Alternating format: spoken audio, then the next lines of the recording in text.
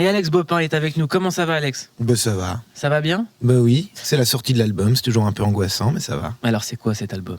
C'est quoi cet album ? C'est une reprise intégrale d'un album de Serge Gainsbourg sorti en 84 qui s'appelait Love on the Beat. Ouais. Et je crois pouvoir dire que c'est un de mes plus vieux fantasmes, cette reprise-là. Vous aviez 10 ans quand l'album était sorti. Oui. Qu'est-ce que ça provoque chez un jeune garçon de 10 ans ? Ah, alors, à 10 ans, moi j'ai trouvé ça... Mais moi, Gainsbourg, je le connais. Moi, je connais Gainsbourg avant de connaître Gainsbourg, en fait, avant de connaître le Gainsbourg un peu plus chic, selon certains, des années 70 et 60. Moi, celui que je vois apparaître à la télévision, c'est ce Gainsbourg-là, de Love on the Beat. Ça provoque un mélange de stupéfaction, j'étais assez choqué, parce que j'étais quand même un enfant un peu poli, un peu réservé et tout, il disait des gros mots. Et puis je me souviens surtout, particulièrement sur le titre Love on the Beat, des cris de bambou. Il y avait quelque chose que je pressentais comme éminemment pornographique à l'époque, sans me l'expliquer, parce qu'à 10 ans, bon, voilà. Mais non, je me rappelle surtout de quelque chose de l'ordre du... Ouais, j'étais un peu offusqué. Et en même temps, évidemment, attiré, comme toutes ces choses qui nous choquent, elles nous excitent un peu. Cet album, c'est l'incursion de Serge Gainsbourg dans la musique électronique. Comment est-ce qu'on arrive à expliquer aujourd'hui qu'un type qui a une formation classique, lorsqu'il s'attaque au reggae, ça donne un album de reggae incroyable. Lorsqu'il s'attaque à la musique électronique, ça donne une pièce maîtresse comme Love on the Beat. Mais parce que je pense qu'il avait compris très tôt, et c'était un principe qu'il fait depuis le début de sa carrière, d'aller chercher des gens. C'est-à-dire qu'au départ, il est plutôt rive gauche. Ensuite, il se frotte un peu au jazz, qui était sa formation classique. Dans les années 60, il va chercher ce qui se passe autour de la pop anglaise. C'est-à-dire que c'est un type qui n'a eu de cesse, avec sa culture à lui, qui est une culture plutôt du 19e, quelque chose comme ça, d'aller chercher des gens qui allaient le bousculer un peu. Quand il commence Love on the Beat, l'album, là, il paraît que il a un premier jour de rencontre avec son arrangeur, Billy Rush, et le soir, quand même, dans son hôtel, il appelle son DA, il lui dit « Mais qu'est-ce que je fous là ? Ma musique à moi, c'est Chopin. » Et malgré ça, il continue parce qu'il sent que le choc des cultures, en fait, c'est ça l'histoire de Gainsbourg, c'est toujours un choc de culture entre lui, qui est tout le temps sur sa trajectoire, en fait, et puis des musiques comme ça qui viennent percuter son univers. Quand on voit aujourd'hui les Daft Punk, c'est des artistes qui ont une formation classique dans la musique. Est-ce que la musique électronique permet de réinventer le classique ? Peut-être, sans doute. Oui, c'est une vieille histoire en plus, la musique électronique qui réinvente le classique. Il suffit de voir la BO de Orange Mécanique, par exemple. On reprend tout d'un coup au synthé des thèmes de Beethoven. Oui, sans doute. En tout cas, elle permet... Moi, ce qui m'a toujours fasciné chez Gainsbourg, ça aurait été intéressant, Gainsbourg et les Daft Punk, je suis en train de penser. Non, mais ce qui m'a toujours intéressé chez lui, c'est vraiment cette percussion qui donne quelque chose de très moderne entre quelqu'un qui était d'une culture en réalité extrêmement classique. Et je trouve que cette rencontre-là, elle donne quelque chose qui à chaque fois est incroyable, parce que par exemple, sur cet album, on pourrait considérer que c'est du funk des années 80, new-yorkais, et en réalité, les harmonies que lui amène, soit qu'il les ait écrites, soit qu'il les ait piquées, empruntées à Chopin pour ce qui est d'une des chansons de l'album, et ben ces harmonies, elles font que pour moi, le son de cet album, il est quand même différent de ce qui se fait à l'époque. Est-ce que c'est finalement ça, la French Touch ? Aller chercher des harmonies plutôt local, plutôt classique, plutôt que d'aller puiser dans le blues comme le font les Américains. Mais c'est exactement ça. Non, mais c'est ce que je pensais. Je me dis que si cet album de funk ne ressemble pas à du Prince, par exemple, qui était le roi de ce funk des années 80, c'est à cause de ça. C'est parce qu'il y a une culture harmonique classique, vraiment du 19e. Et peut-être que quand on entend un morceau des Daft comme Veridisco, on retrouve ce truc-là, qui est presque du bac d'ailleurs, encore plus que du classique, c'est presque du baroque. Mais c'est ça qu'on retrouve chez ces musiciens-là, ouais. Normalement, quand on fait une reprise, on fait une chanson. Là, vous faites un album. Ah ouais, c'était vraiment l'intention originelle. Ça fait longtemps que j'avais cette intention et je me disais, tant qu'à reprendre du Gainsbourg, autant reprendre un album en entier, parce que ça permet quand même de développer une idée cohérente qu'on a de comment on reprend ses chansons. Sur une chanson, on n'a pas forcément le temps d'explorer l'ensemble des possibilités de la réécriture qu'on propose. Et puis, il y a cette idée aussi, peut-être un peu prétentieuse, que ça se fait pas beaucoup. J'aime bien l'idée de faire un truc, ça s'est fait un petit peu, beaucoup sur scène, plus sur scène que sur album, en France en tout cas. Et cette idée que ça se fait pas si souvent que ça me... Bah, voilà, les chanteurs, on aime bien être un peu les premiers, ou pas les premiers, mais en tout cas faire des trucs que les autres font pas, donc ça me singularisait un peu.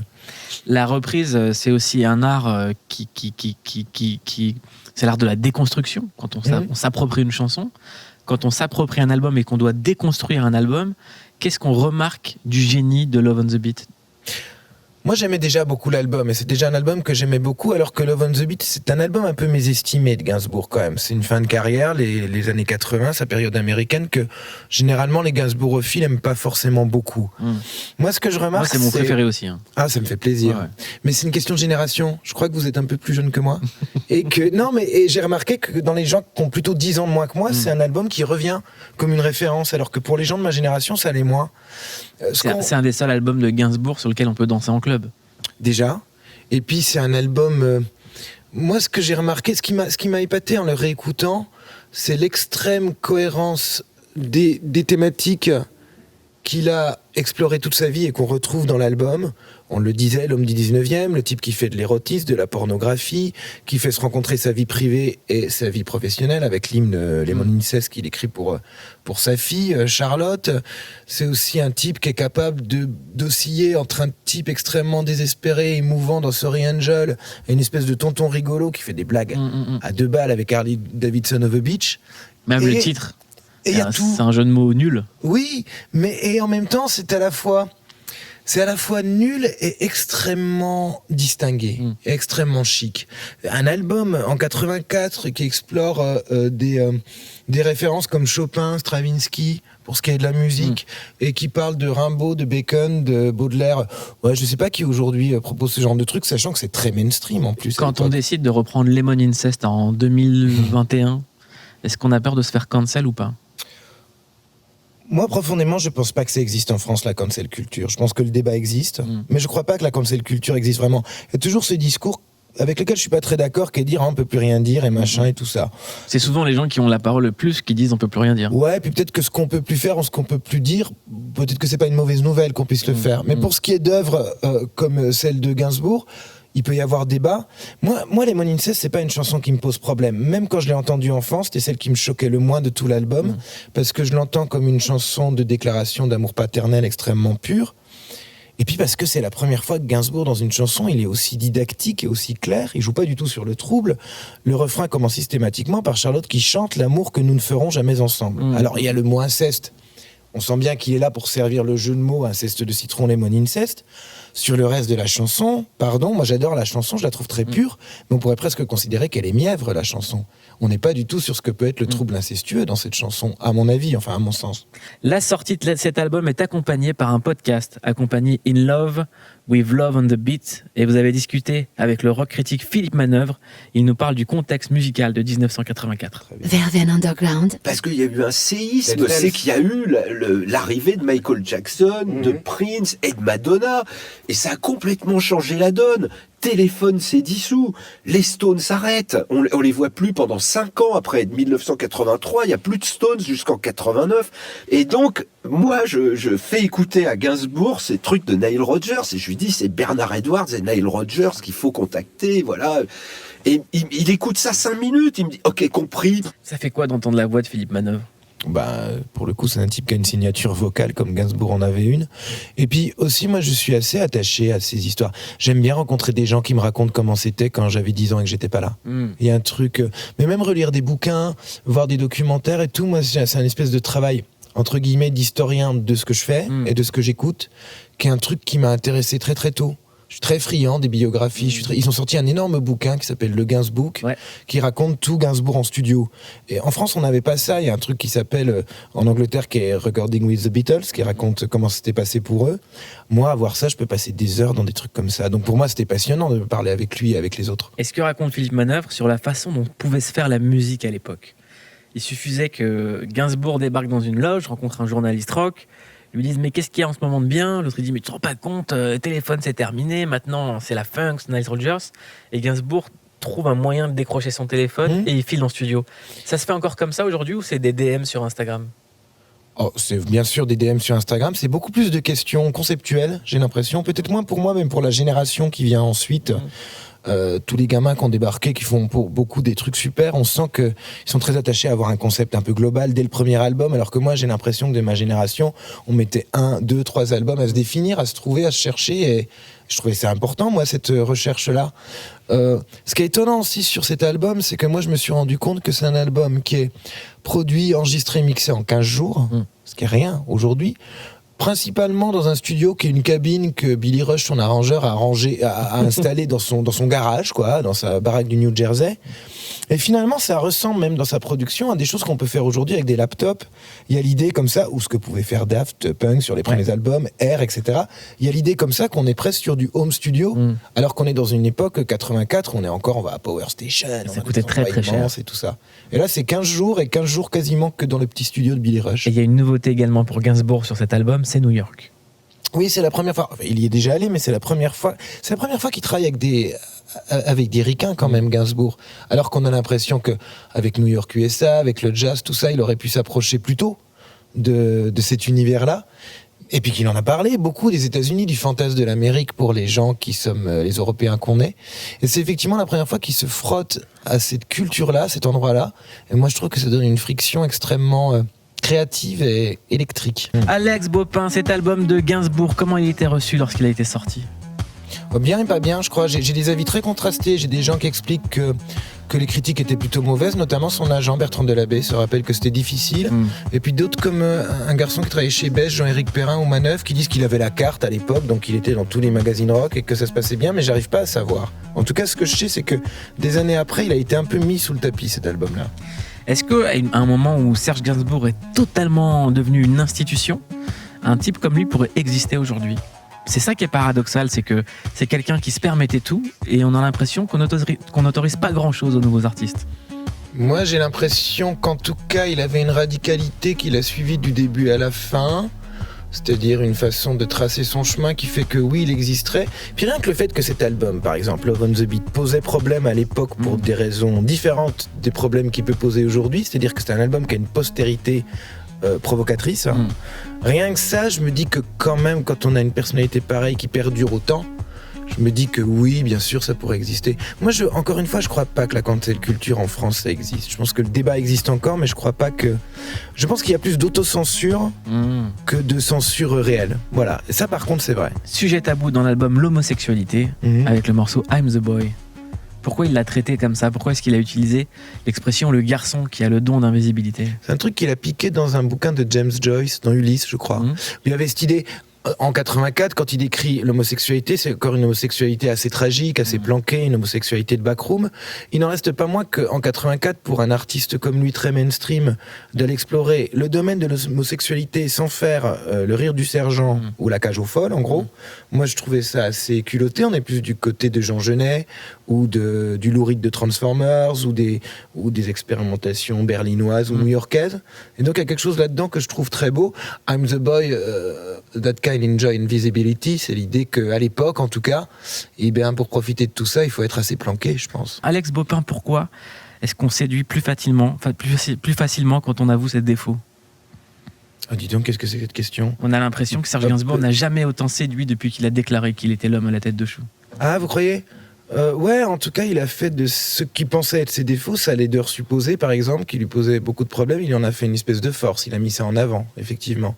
Peut-être parce que ça révèle une fragilité qui forcément est émouvante, parce qu'on se reconnaît tous là-dedans. Voilà, c'est quand même, on a beaucoup plus envie d'aimer quelqu'un qui nous dit qu'il est imparfait, qu'il est comme nous, que quelqu'un qui nous dit qu'il est meilleur. Qu'est-ce qui le rendait beau, Serge Gainsbourg ?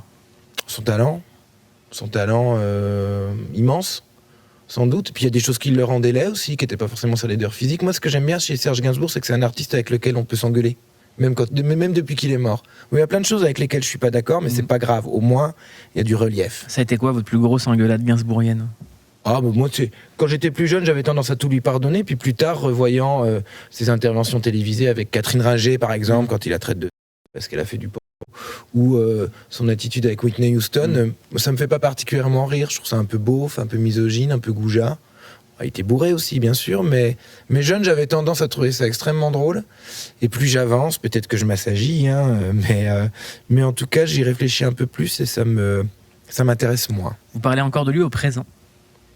Mais oui, parce que les artistes qu'on aime, surtout quand ils ont une postérité comme celle de Gainsbourg, mais quand je dis je m'engueule, moi je discute beaucoup avec les livres que je lis, avec les films que je vois, avec les artistes que j'écoute. Mais je discute chez moi à voix haute, j'ai un côté vieux zinzin quand même, il y a un truc de cet ordre-là, quoi. Et je trouve que c'est motivant. C'est pour ça que j'aime bien Gainsbourg, parce qu'il est il y a quelque chose de pas lisse. Même dans cet album Love on the Beat, il y a des choses avec lesquelles je suis pas forcément d'accord, mais ça m'intéresse parce que je trouve ça stimulant. Une des difficultés d'un album de reprise, c'est de ne pas tomber dans l'imitation. Et c'est vrai que Serge Gainsbourg, c'est quelqu'un qui a un flow, qui a un phrasé ultra typique. Comment vous avez trouvé le vôtre sur ses mots et sa musique ? C'était très compliqué. Moi, j'ai commencé par scander vraiment. Alors, ça faisait vraiment, vous savez, le petit blanc qui essayait de faire du rap dans les années 80, quoi. Il y avait un truc, c'était affreux, mes premières tentatives. J'ai vite arrêté. Et puis, finalement, je me suis dit qu'il fallait être simple. Fallait essayer, avec mes ingénieurs du son, de trouver la voix la plus agréable possible, très proche, on entend les bruits de bouche, les respirations, etc. Mais que la poésie, elle est tellement là que dans ces cas-là, il ne faut pas en faire des tonnes, il faut se laisser traverser par le texte et essayer d'être un médium pour le texte, plutôt que d'essayer de surinterpréter les choses, en fait. Et Piccoli, Michel, disait, la vraie poésie, on n'a pas besoin d'en faire des tonnes, en fait. On dit le texte à peu près correctement et elle se suffit à elle-même. Et je crois qu'on entend encore mieux ces textes et leurs provocations, parfois, quand on les dit comme ça. Parce que tout d'un coup, on n'en fait pas des tonnes et on entend, on se dit, ah ouais, c'est chaud quand même ce que ça raconte. Est-ce que Serge Gainsbourg, c'était l'anti-vibe ? Aujourd'hui, dans la plupart des morceaux de pop, il y a tout le temps des vibes dans tous les sens, ça crie, ça fait de la performance. Et Serge Gainsbourg, c'était un peu la contre-performance, mais c'était quelqu'un qui savait quand même chanter.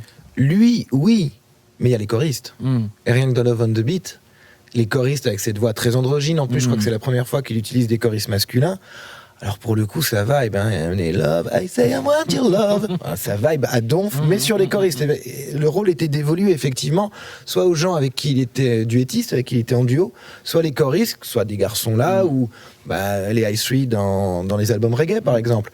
Là, on peut considérer que ça vibe un peu. Il était précurseur dans la façon dont on produit un tube aujourd'hui ? Ça, je sais pas, je me rends pas compte. Je sais pas à quel point il a... Je sais pas à quel point il a fait exprès de produire des tubes. Je pense que ceux pour lesquels il a fait exprès, une chanson comme La Micaouette, par exemple, qui est comme une chanson lamentable, hein, quand je dis qu'on peut s'engueuler avec des gens, voilà. Ou si Sex and Son, c'est quand même terrifiant, hein, comme disco francaoui avec des paroles de rien. Là, il faisait exprès, sauf que c'est des tubes qui vont pas perdurer finalement. Ce qui perdure, c'est les chefs-d'œuvre. J'aimerais qu'on parle d'un autre tube de Serge Gainsbourg avec un hit. Notre hit maison, notre hitmaker, Philippe Tessier, comment ça va ? Ça va bien, Mouloud. Je suis ravi d'être là. De quoi on parle ? Ce soir, ça me paraissait plutôt simple, hein, Alex Baupin ayant chanté Gainsbourg. Le lien était vraiment évident pour évoquer une chanson dont les paroles sont justement signées par Serge Gainsbourg. Je vais bien sûr parler de Manureva d'Alain Chamfort. Nous sommes en 1979. Alain Chamfort est à Los Angeles. Il traîne beaucoup au Château Marmont, mais il traîne surtout à Los Angeles pour enregistrer son nouvel album, Pause. À l'intérieur de celui-ci seront extraits plusieurs 45 tours, comme Manureva. Chamfort compose avec Jean-Noël Chaléa une musique très pop, et Gainsbourg y plaque un texte dont le premier titre est Adieu California. CBS, sa maison de disques de l'époque, adore. Chamfort, lui, beaucoup moins, trouvant le texte démodé et surtout le thème déjà abordé par d'autres artistes de l'époque, comme en 78, I Love America, Patrick Juvet. 3 ans auparavant, en 75 déjà, Nicolas Perrac, So Far Away From LA. Mais sous la pression, l'enregistrement du 45 tours est tout de même mis en route, mais Chamfort demande à Serge Gainsbourg de lui réécrire un texte plus efficace. C'est donc lors d'un dîner chez Eugène Riguidel, grand navigateur, que Gainsbourg a le déclic. Ce sera Manureva. Manureva, c'est le trimaran d'Alain Colas, disparu lors de la première route du Rhum au large des Açores en novembre 78 et qui n'a jamais été retrouvé, ni son fameux bateau. Lorsque Gainsbourg appelle Chamfort pour lui évoquer le texte, Chamfort est plutôt gêné à l'idée de chanter ce texte, mais Gainsbourg lui répond « J'aimerais faire la voix, mais j'ose pas. T'inquiète pas, Alain, c'est un hommage. » Pas mal. Plus de doute, donc c'est ce texte-là qui sera validé avec le résultat que l'on connaît. Chamfort retourne à Los Angeles, réenregistrer la chanson, et le 15 septembre 79, Manureva sera le premier extrait de cet album, qui très rapidement deviendra un hit de l'époque, classé 17 semaines dans le classement des meilleures ventes de singles en France, dont 4 à la seconde place, entre autres du hit parade d'Europe 1, qui à l'époque était présenté par Jean-Louis Lafont. Manureva est très rapidement certifié disque d'or et s'écoulera à 1 million d'exemplaires dans le monde, dont plus de 700 000 en France. Quant à l'association Gainsbourg, Chamfort, le résultat est juste superbe. Alex Baupin, merci beaucoup Philippe Tessier. Avec plaisir. Pourquoi cette ligne de basse et cet accord nous percute tellement dans Manureva. Ah, cet arpeggiator, là, ce truc qui fait du. Ouais. Mais est-ce que c'est l'invention de quelque chose quand même? Quand on écoutait Veridisco tout à l'heure, on est vraiment là-dedans en fait. On est sur un truc qui est tout à coup très synthétique, on n'utilise plus les cordes, mais on est quand même sur des trucs qui sont arpégés. Donc voilà, je sais pas, moi j'adore cette chanson vraiment. De toute façon, moi j'adore Alain Chamfort. Je trouve que voilà, il faut dire qu'Alain Chamfort est un des plus grands compositeurs français, Ah oui. à mon avis. On est tous d'accord. Et j'adore cette chanson parce que c'est insensé. C'est presque. Il y avait une chanson qui s'appelait Allô Papa Tango Charlie sur le Triangle des Bermudes dans les années 70. Voilà. Je trouve que c'est Mort Schumann, mais réussi pour le coup. Manureva. C'est Mort Schumann sur lequel on peut danser en club sans avoir à être dans un état pitoyable. C'est ça. C'est Mort Schumann pour pas avoir honte. Alex Bopin, merci d'avoir Merci été avec nous. À vous. L'album Love on the Beat, la reprise, est disponible. On va le voir sur scène bientôt, cet album. C'est compliqué. Pourquoi? Il y a 30 musiciens, ça dure 30 minutes. Donc si vous connaissez des mécènes, je vous laisse mon numéro de Bon, téléphone. on vous laisse et puis au on moins voit. le MSN d'Alex Bopin si vous êtes mécène. Voilà, par exemple. Oh, très bien. Oh, parfait. Merci beaucoup, Alex Bopin. Merci Verveine Underground, c'est chez vous. Merci, Philippe.